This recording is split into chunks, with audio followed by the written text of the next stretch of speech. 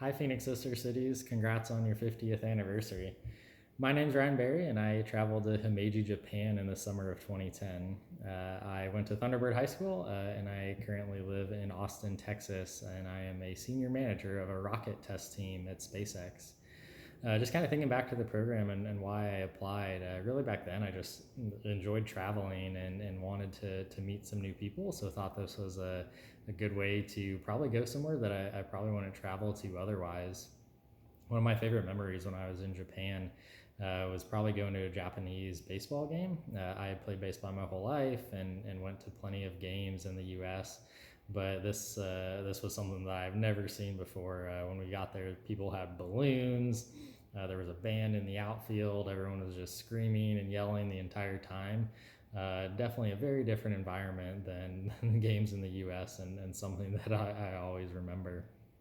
uh, Thinking about some things that the program taught me and things that have stuck with me, I think it really comes down to just understanding how important different cultures are and different backgrounds, and how important it is to understand that not everyone has the same experience as you, and that may mean that they think differently than you. But I think that's important, and something I even take into consideration at work now is just how important different opinions are and different backgrounds, because you really need a diversity of opinions in order to really have a full understanding of whatever you're working on, whether it's traveling or whether it's working on rockets. And one thing that I think really stuck with me as well when we were in Japan, we had the opportunity to travel to Hiroshima and actually have a private session with a survivor of the atomic bomb. And as a teenager from the United States, that was obviously a pretty enlightening experience.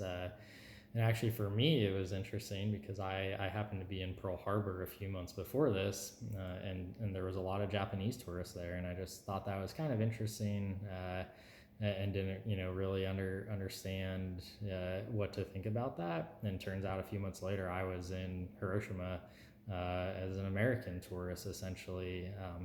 And that really just put into perspective that there's two sides to most stories, and a lot of times neither is right or wrong. It's just about understanding both sides of those things. So that was something that was just an amazing experience that I would not have had the chance to do without the program. So just so many things have really helped shape me in the way I think about things. So once again, I really appreciate the opportunity that this program gave me, and congrats on 50 years. I know you guys have impacted so many other people's lives. So keep it up.